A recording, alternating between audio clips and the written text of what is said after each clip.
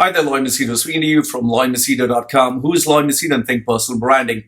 All right, today's edition, I'm going to speak to you about Dubai airport shutting down. You have a Dubai-based businessman who has been fined in India. I'll give you my analysis about Imran Khan's speech.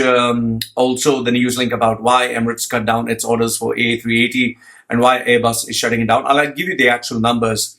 Then there is a new scam that is taking place in Dubai. In terms of readers, many of them have sent me inside information of companies, which I'll be sharing it with you. Also, there is a loophole in the system where you can take money from UAE and not get punished. I'll give you my thoughts on that. And finally, I got a few readers asked me a couple of questions, which I'll also be addressing. As always, if you want specific topics, check the timestamp down below. I break down my entire video minute by minute. So let's quickly move in. Now, the first one is a rogue drone shuts down the third busiest airport in the world, Dubai International Airport, report on February 15th. I checked on gizmodo.com and Khaleej Times. So it seems that Dubai airport was shut down for 30 minutes delay due to an unauthorized drone activity. It was shut down between 10:13 a.m. and 10:45 local time.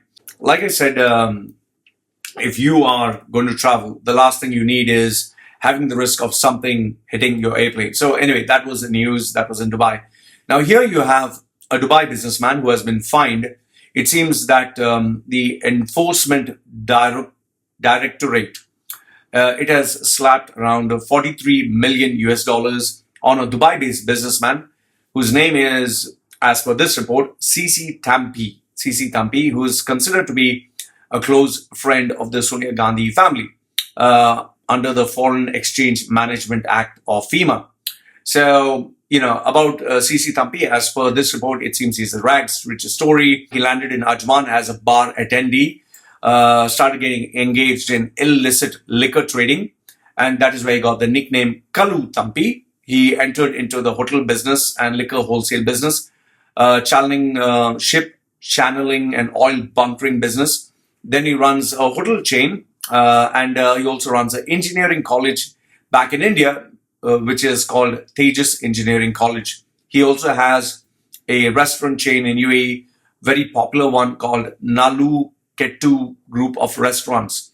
Other companies are Holiday Beach Club, Seaview Marine, Holiday Arabian Resort, Holiday Rent-A-Car, Holiday Marine Services, Holiday Duty Free, Uniglobe Trading, Al Khalij Tire Factory, and in Russell Khema runs a media service.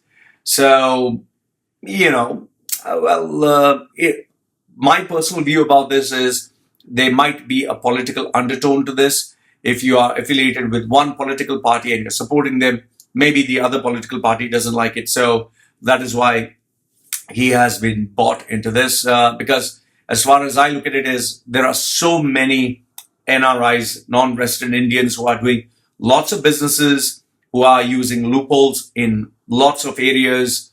We're not catching all of them. We're just selectively catching whomsoever we like. So for me, this report is more or less, instead of stating that this ex-gentleman was caught, I look at it as due to politics, they have cherry-picked who they want to crucify and the rest they leave. Because if you actually look at it, I think there are lots more politicians, lots more people out there who show that they are very clean outside, but they're doing lots of stuff that people know, but they're not talking about. So that is as far as Dubai-based businessman getting fined. Now, you have been hearing this Imran Khan speech, and he has been proving to be the great ambassador for Pakistan, going all around, inviting investors. You have Dubai investing billions. You have Saudi investing now billions. And he arrived in Dubai for the World Summit, and he gave a great speech. So he said, don't miss the boat. I've learned my lesson in sports. You only lose when you give up. Then he gave words like, sentences like, in the 20 years of my cricketing career, I've seen very talented players, but they did not succeed because they had a fear of losing. You have to take risks to succeed. I've learned from my mistakes and never give up. No society or country can make progress without improving governance, ensuring accountability, and checking corruptions. Now, I read different parts of his speech. Really great stuff. What he said is Pakistan has arrived. Okay, now what I want you to understand is, like Obama, uh, Imran Khan is also very good at delivering speeches. He has great body language, he has great experience, he is charismatic, and people love to listen to such leaders talk. However, what you need to understand is they have a good team of advisors who pen very powerful words thanks to a speech writer. I have been a professional speaker, so I know the importance of having a very good speech writer. And when you have fancy terms, really great vocabulary, and where you're able to camouflage the existing problems and hype things up, like Obama said, change, we believe in, and hope, and all those big words. And but in the end, if you actually look at it, there's no difference between Obama and Trump. There's no difference between all the politicians who have come before and who will come in the future. So in terms of Pakistan, I just look at it as really amazing rhetoric, really amazing speeches, great speech writers, amazing charisma. End of the day, we need to see the results. For me, the proof is in the pudding, not in all this hype. Right now, there is tremendous hype, and Imran Khan is doing his best to show himself and position himself as this amazing leader who's going to bring about change. Personally, I just look at this as feel-good speeches. He has a massive, huge, tremendous challenge up ahead, and you're talking of changing other people. If you want to know, if you want to have first-hand experience, because I've been a professional trainer and coach, I challenge you to try change somebody. Try and change somebody. Okay, anybody in your family. Try and change that person. Try and change a teenager. Try and change a college student. Try and change your mother and father. Try to change your friend. Spouses try that. They want to make their spouse even better. And ask yourself, in all these cases, how far do people succeed? How far do they actually succeed in making permanent changes? It's like you trying a new diet. It's like you trying a new exercise. There might be 1 million people who will try it, out of which maybe 10% would achieve success, within the first 6 months or 1 year. And out of the 10%, maybe hardly 1% would stick to the lifestyle change permanently. The rest, everyone, they just give up. So you ask yourself how many times you have made New Year resolutions, how many times you have told and informed the world, I'm going to change, new person, new year, and you fail. So just magnify this for an entire country of people, behaviors, beliefs, and lifestyles. So these are my thoughts with regards to Imran Khan and his changes.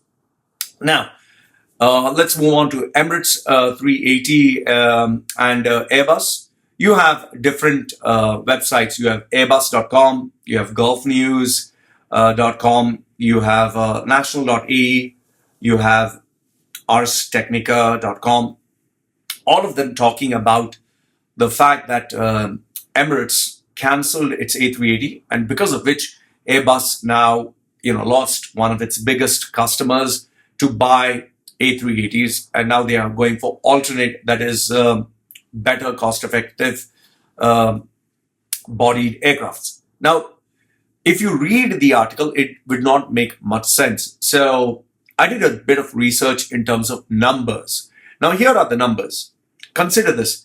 This, for example, is a A380, okay? And this is a 747. Now, I'll give you the numbers. A380 cost $455 million to make, while 747 cost $400 million. So there is hardly any difference. But this one, A380, can carry 853 passengers. So there's a lot of revenue. While 747 is only 467. So A380 is double. So if you look at business, in terms of business, this aircraft is much better. Why? It can take a lot more passengers. You can make a lot more profit. So when you're going from A to B, you're making double the profit of this aircraft. This was the plan that Emirates had. Okay, I hardly have to spend, little more money, but this one I can double my profit. That is what Emirates Airlines thought. And this is the problem of positive thinking or speculative thinking. Why? Because what they realized after purchasing the aircraft, number one is this one, which is double the capacity, it is harder to fill because you need to have 800 passengers to fill, while this one is only 400. Now, the second part is you need at least 70% of the aircraft full if you have to make this aircraft a profit, while this one you can manage even lesser. The biggest problem which Emirates Airlines discovered, or any airline discovered after they purchased the A380, while 747 cost only $3,000 an hour in terms of its actual expense, A380 cost 10 times more, $29,000. So this is, to maintain this per hour, you pay $3,000. To maintain this, it's $30,000 per hour. So that is what none of the airline companies realized, and that is where A380 was the biggest mistake in terms of revenue. See, this is what the problem is.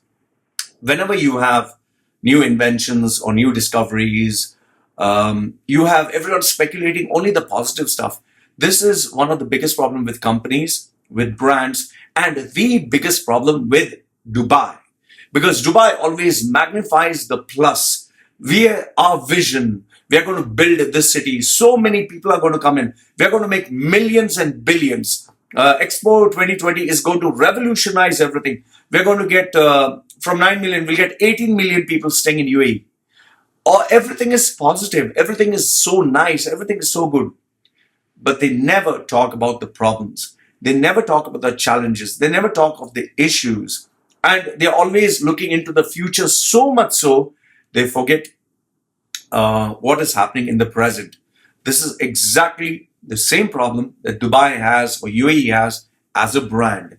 It hypes itself with this positivity so much that it forgets to inform people, educate people, the negative side. And then the worst thing what they do is they try to sweep this under the carpet and hope that nobody talks about it.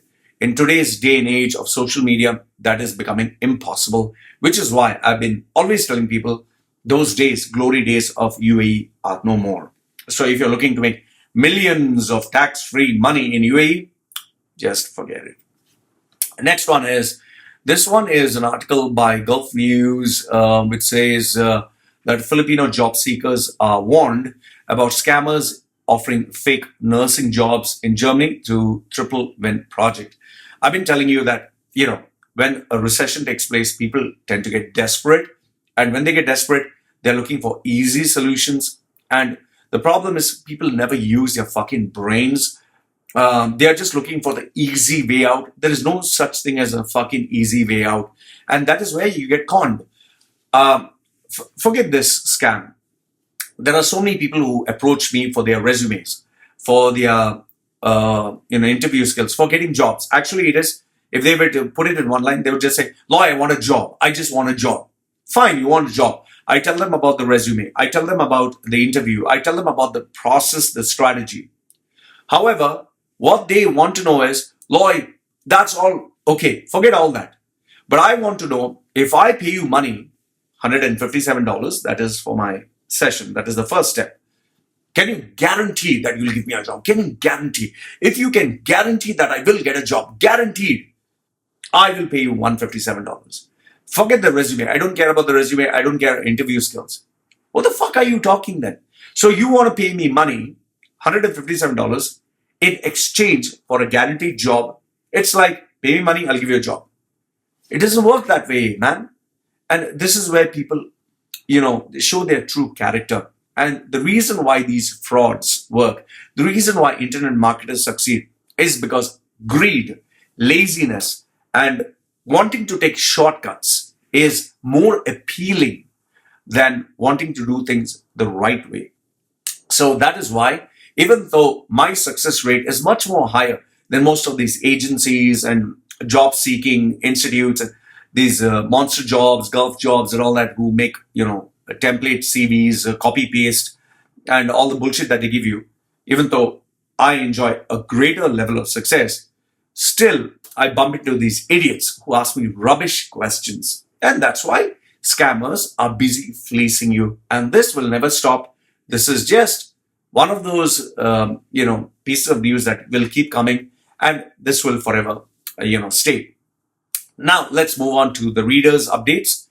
I have this reader who was working for Arabian Automobiles.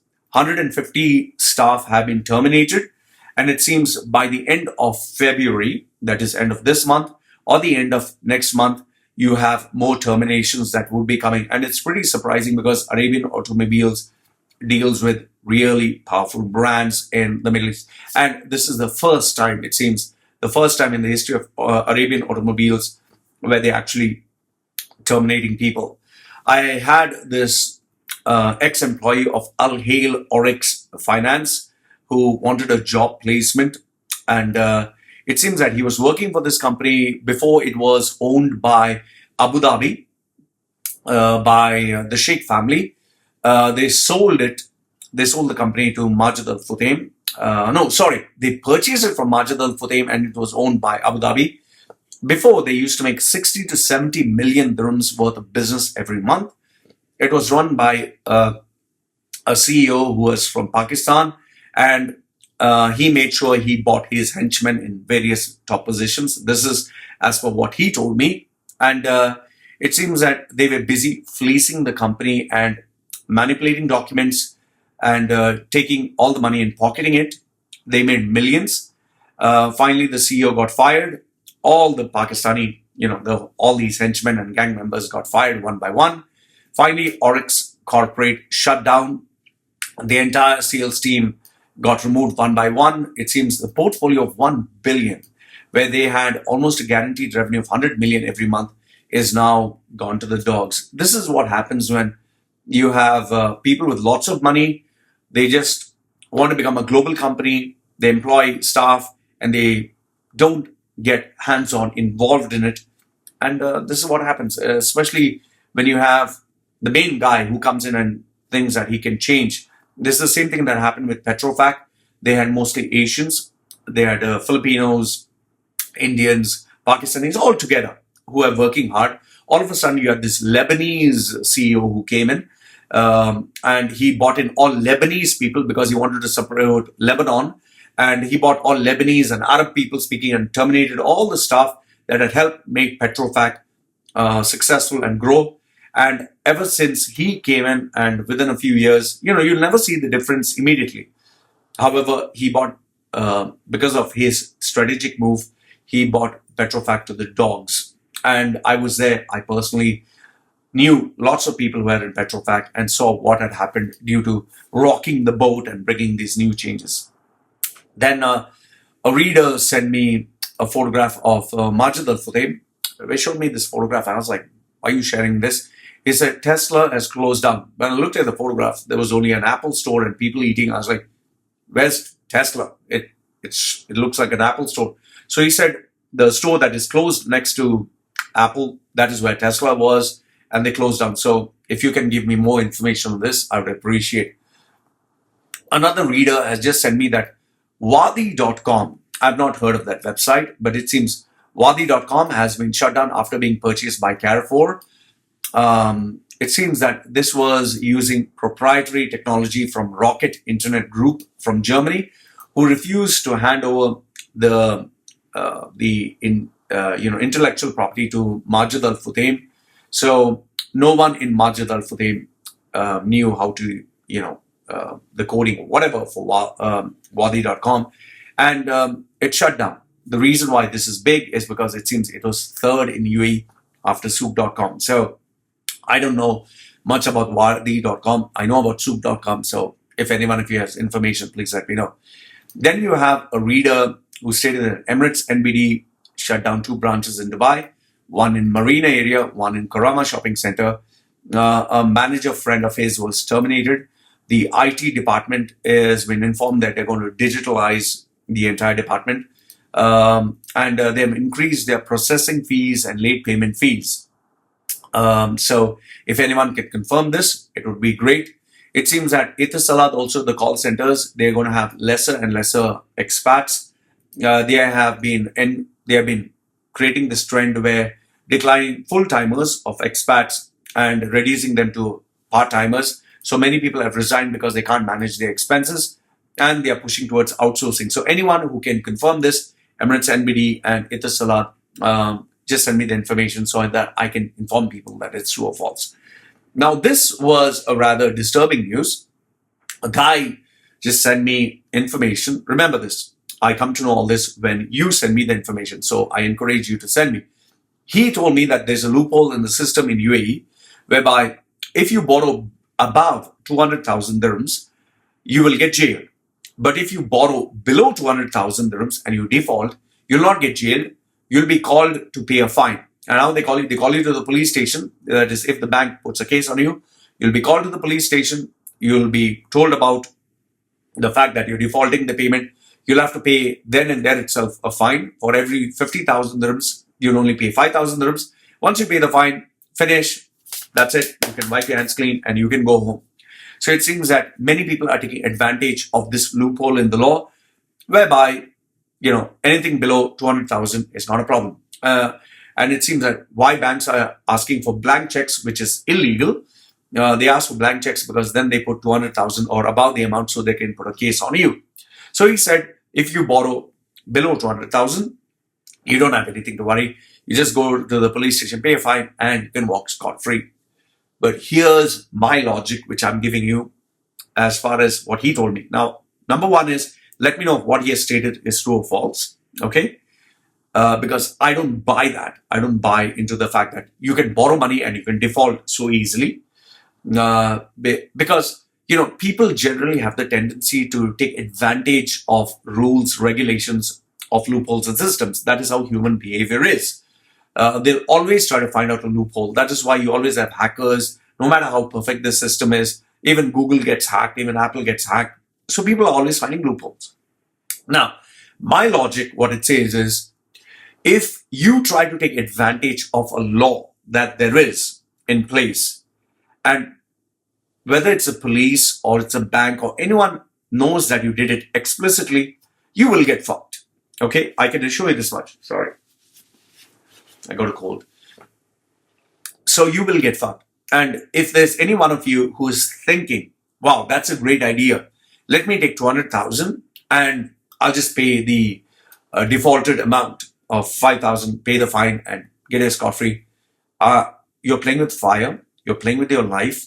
You're risking a lot because number one, you'll get blacklisted. Number two, it's going to be a black mark on your profile, on your credit. Number three is if your calculation is wrong, you're going to get jacked. So please, whomsoever is sharing this information out there, I would say, don't think you're smarter than the system, because the system is always smarter than the individual. And last but not least, personally speaking, I always believe if you borrow money, you have to give it back. It's not right. It's not right. It's not ethical. It's not decent of any human being to take an amount and never pay it back. Whatever money I've taken, I've always paid it back. That is why I absolutely disrespect. I have no respect for individuals, even my own clients, who pay me money and then tell me, Loy, I defaulted on this one. I don't have respect for them. I don't give a fuck why you're not able to pay. You took fucking money, someone else's money, someone else's daily bread, and you fuck their happiness because of your inability or your capacity of not being able to pay back. That's wrong. If someone did that to you, you would be in pain. So it's not right that you put someone else's pain. So let me know your thoughts. Is it so easy in UAE or the Middle East or anywhere to just take a loan and not pay? Just go to the police station, pay 5,000 and you can walk scot-free. Is it so easy? I would like to know your thoughts. So like I said, guys, this is another edition. If you like the video, give it a thumbs up. Don't like it, thumbs down. Put your comments. I always read them. And if you have any news, anything to share with me, please send it to me via my email or my WhatsApp. The details are put down below. And like I always say, I'll keep it confidential. And if you'd like to support the channel, please do so. So this is Lloyd from LloydMachedo.com signing off for now. Take care.